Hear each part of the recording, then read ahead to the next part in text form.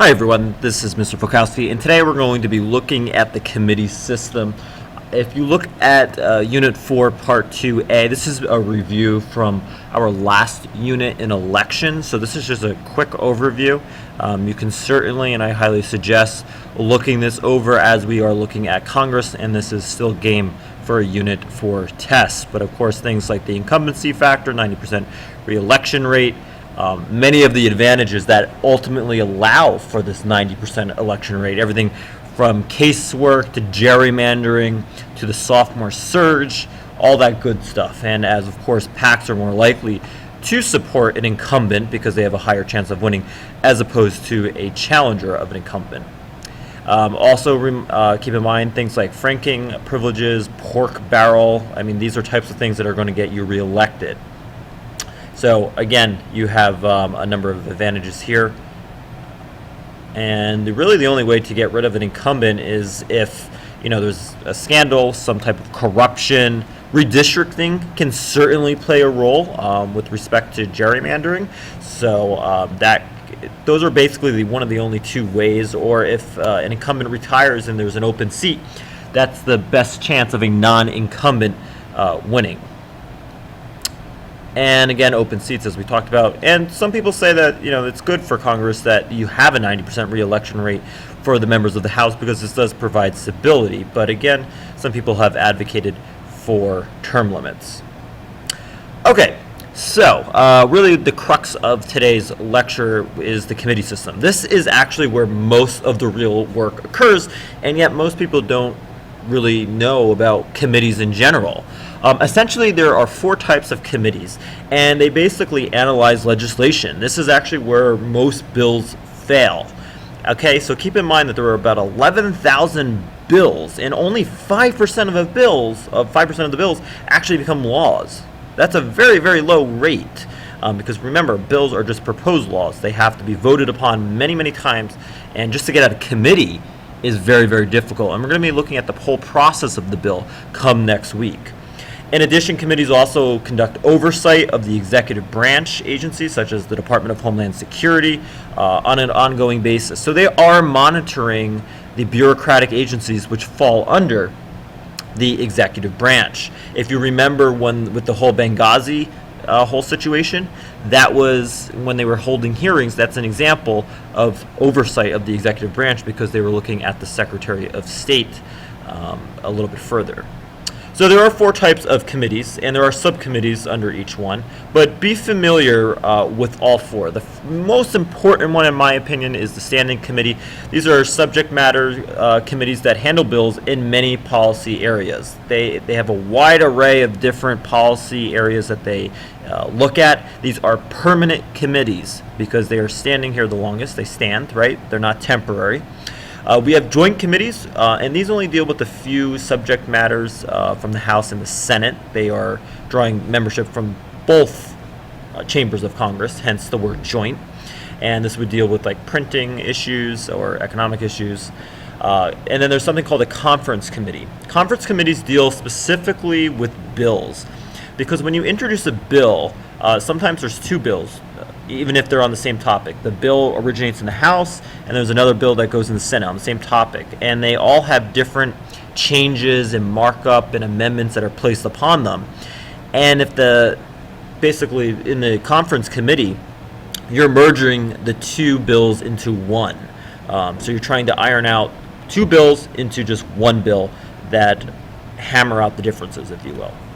And then last but not least, you have select committees. These are temporary committees that are created for a specific purpose, such as investigating the Watergate investigation. Certainly that's not going on today still, because again, a select committee is only temporary. So again, standing committees are permanent, and the House has its own standing committees, the Senate has its own standing committees. And then you have joint committees, which bring membership from both the House and the Senate.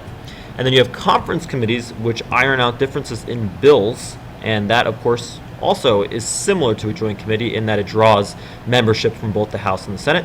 And then you have the select committees, which are temporary. So let's look at standing committees a little bit more closely. Permanent committees of Congress are basically either legislative which they're investigating legislation more closely. They could be investigative and oversight committees.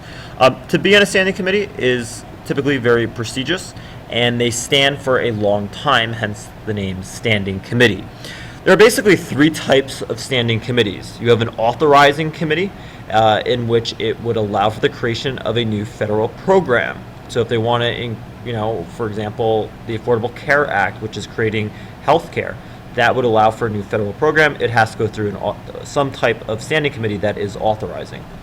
You also have appropriation committees, which provide funding for that specific program, because without funding, you don't have that program. And then you have a revenue and budget, which raise money for federal programs. So these are the three main types of standing committees that exist today. And as I said, the House has its own standing committees, and the Senate has its own standing committees. And they don't all have the same committees, so keep that in mind. The three most important House standing committees are the following. The Rules Committee. To be on this committee is one of the most powerful standing committees of all, because you're setting the legislative calendar, you're establishing rules for debate, and you're essentially allowing whether or not there can be amendments to the bill. Oftentimes, there's a bill that might have to deal with topic A, and topic B is also attached to this overall bill, even though topic A and B have nothing to do with each other. Sort of think of the Rules Committee as sort of the traffic cop for House legislation, like how this legislation is going to be dealt with.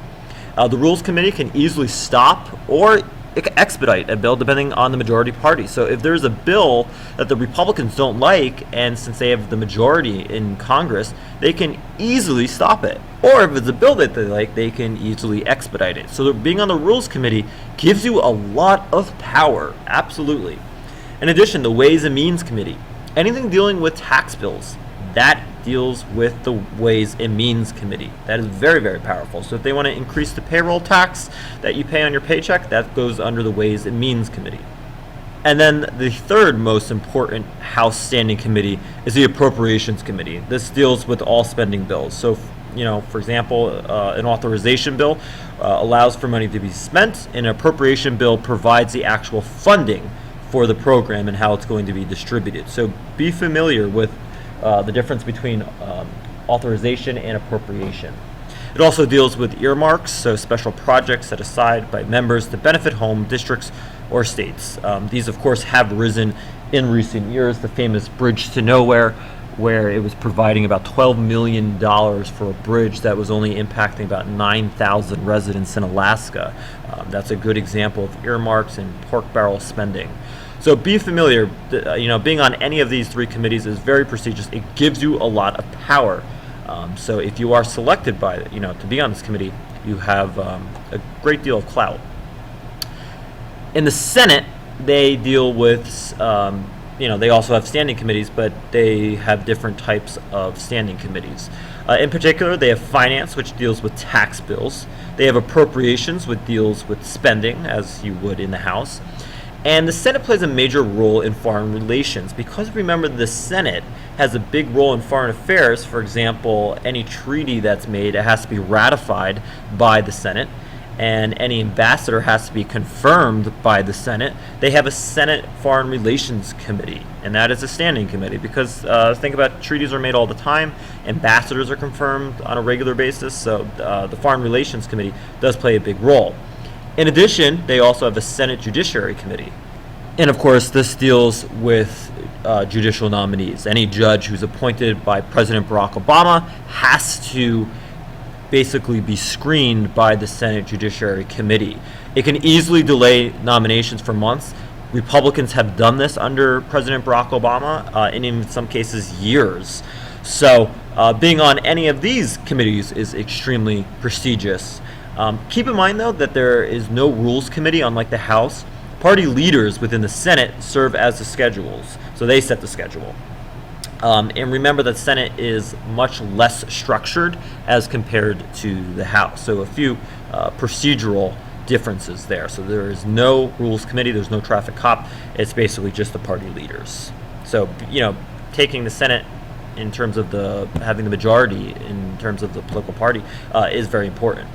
Here you see a number of the different standing committees in the Senate as well as in the House. being on one committee is probably more important than another. If you're on, the Rules Committee, or if you are on the Judiciary Committee, that's probably pretty darn prestigious. As opposed to if you're on the Science and Technology or the Small Business Standing Committee, that's not as prestigious, not as important. So you want to get on typically things dealing with money, power, rules. Those are the types of things that are going to get you more power, more influence, and guess what? More money if you decide to run for re-election. As we talked about conference committees earlier, these are reconciling the House and Senate bills together. These are temporary committees comprised of members from both houses. So you have a number of people from the House, a number of people from the Senate on the same committee, and they ultimately have compromising language on the bill with the House and Senate version. But again, we'll get into that next week. So again, some committees are more powerful, prestigious, important than others.